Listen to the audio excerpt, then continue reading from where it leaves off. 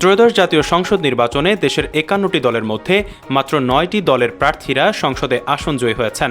এর মধ্যে ৪টি ইসলামিক দল মোট ৭২টি আসনে বিজয়ী হয়ে নতুন রাজনৈতিক চিত্র ফুটিয়ে তুলেছে। বিএনপি তারেক রহমানের নেতৃত্বে ২০৯টি আসন জয়ী হয়ে সরকার গঠনের জন্য সুস্পষ্ট সংখ্যাগরিষ্ঠতা অর্জন করেছে।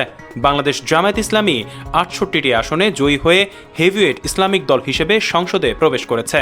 এছাড়া ৩টি ছোট ইসলামিক দল বাংলাদেশ খেলাফত মজলিস, রিকশা ও দেয়ালঘড়ি প্রতীকে এবং ইসলামী আন্দোলন বাংলাদেশ সংসদে আসন অর্জন করেছে।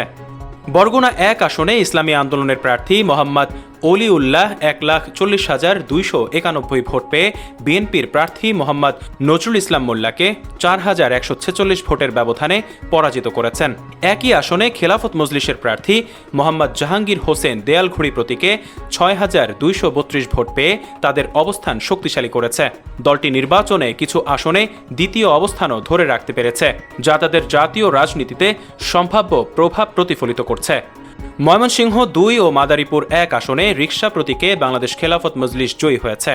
মাদারীপুর ১ আসনে জোটের মনোনীত প্রার্থী মাওলানা সাঈদ উদ্দিন আহমেদ হানজালা বিপুল ব্যবধানে জয়ী হয়েছেন। ময়মনসিংহ ২ আসনে মাওলানা মোহাম্মদুল্লাহ ১,৪৬,২০২ ভোট পেয়ে বিএনপির প্রার্থী মোতাহার হোসেন তালুকদারকে পরাজিত করেছেন। সিলেট ৫ আসনে খেলাফত মজলিস দেয়ালঘড়ি প্রতীকের মুফতি আবুল হাসান জয়লাভ করেছেন। এছাড়া ইসলামী আন্দোলন বাংলাদেশ একমাত্র আসনে জয়ী হলেও বেশ কয়েকটি আসনে দ্বিতীয় অবস্থান ধরে রেখে তাদের প্রভাব প্রমাণ করেছে। ১৯৭৩ থেকে ২০২৪ সালের মধ্যে স্বাধীনতার পরবর্তী নির্বাচনে জামায়াত ছাড়া অন্য কোনো ইসলামিক দল সংসদে আসন অর্জন করতে পারেনি।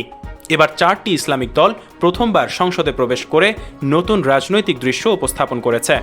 নির্বাচনে তাদের জয় ও ঘনিষ্ঠ প্রতিদ্বন্দ্বিতা দেশের রাজনীতিতে ইসলামিক ধারার বৈচিত্র্য এবং প্রভাবকে স্পষ্টভাবে ফুটিয়ে তুলেছে। ডেস্ক নিউজ, অগ্রযাত্রা প্রতিদিন। অগ্রযাত্রা প্রতিদিন, নির্ভীক প্রত্যয়ে উজ্জীবিত।